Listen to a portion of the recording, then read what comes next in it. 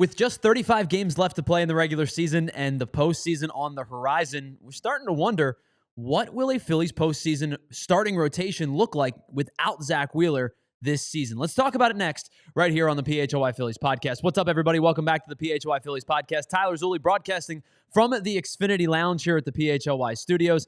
And while it's not a foregone conclusion that Zack Wheeler will not be available for the Phillies, after the conversations that we've had over the last couple of weeks, it does feel like Zack Wheeler likely won't pitch again in 2025. So it begs the question, as the Phillies get set for a postseason run, what does their starting rotation look like? Well, I think the initial easy question is to say, who gets game one? There's no question about it. It's Cristopher Sanchez. You don't have to think twice. Cristopher Sanchez is going to finish probably within the top two of the National League Cy Young Award winner. It's either going to be him or Paul Skeens at this point in the season. So I don't think you have to think too hard about it. Cristopher Sanchez has been elite all season long. His road woes that he had over the last couple of years have vanished. He's been much better on the road. So even if the Phillies found themselves in a spot where they had to go on the road for games 1 and game 2, you would have no problem with Cristopher Sanchez starting game 1 and feeling really confident with him on the mound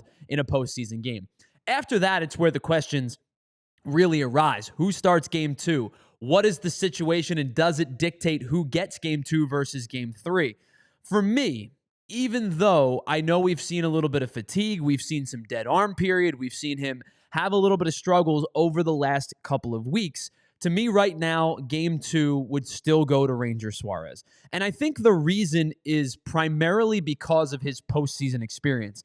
He's more likely to me to feel like he's going to stay cool, calm, collected, especially if the Phillies find themselves down 1-0 in a series, especially on top of that, if the Phillies find themselves down 1-0 in a series that is in the wild card round and they are facing elimination. Why does Ranger Suarez have that playoff experience? Why has he been so good? Here's his numbers. 10 playoff appearances for Ranger Suarez, including 8 starts. He is 3-1 in those games with a 1.43 ERA. He has a 3.3 strikeout to walk ratio, and his whip is just north of 1 at 1.04. Prior to Monday, I know his previous 2 starts before that, they weren't very good. He gave up 11 earned runs over 12 innings pitched. We were talking about second half Ranger and what that means for the Phillies heading into the rest of the season and into the postseason.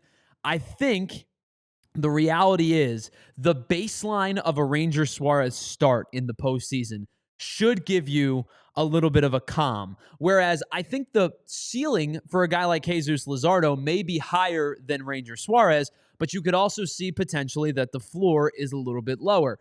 I think right at this juncture, even with that arm fatigue and some rough starts and the 2 starts prior to Monday's really good start, the likeliest scenario for me is that Ranger Suarez would get the ball in game 2, which would lead to game 3.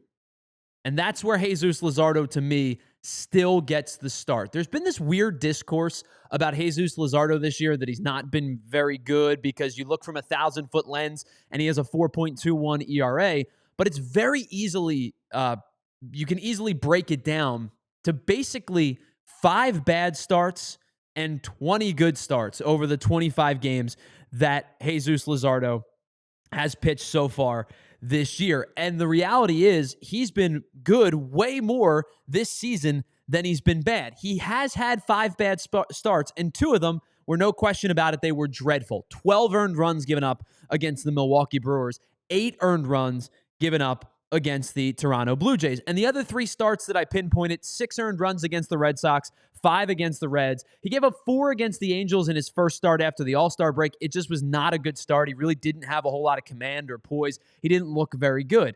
But in those 5 starts combined, he's given up 35 earned runs over 17 and 2/3 innings pitched. That's a 17.83 ERA. Now, that's really bad. There's no question about it. But what about the other 20 starts? Well, in 19 of the 20 other starts that he's made, Jesus Luzardo has given up 3 earned runs or less. And in fact, he's been so good, he's only given up 28 earned runs over 122 and a third innings pitched. That's a 2.08 ERA over 20 starts. So if you're telling me that basically 90-ish%, 80-ish%, math is not my strong suit, of his starts have been good to great, that gives me a lot of comfortability with Jesus Luzardo starting a playoff game. Let's break those numbers down in a little further detail. So far this year, he has given up 0 earned runs 5 times. And in all 5 of those starts, he's pitched at least 6 innings. He's given up 1 run in a start 6 times. And in all 6 of those starts, he's gone at least 6 innings. He's given up 2 runs 4 times this year. So that is 2 runs or fewer in 15 of his 25 starts this season, which comes out to about 60%, or it is 60% of his starts this year. Jesus Luzardo has been really good this year, even if his season ERA doesn't reflect that because of the bad starts that he's made. Let's take a look now about these two guys' home and road splits. Now, the question about Game 2 versus Game 3, depending on, are the Phillies the home team in Games 1 and 2, or are they the home team in Games 3 and 4 if it were to be the NLDS, for example? Ranger Suarez has been unquestionably better on the road this season than he's been at home.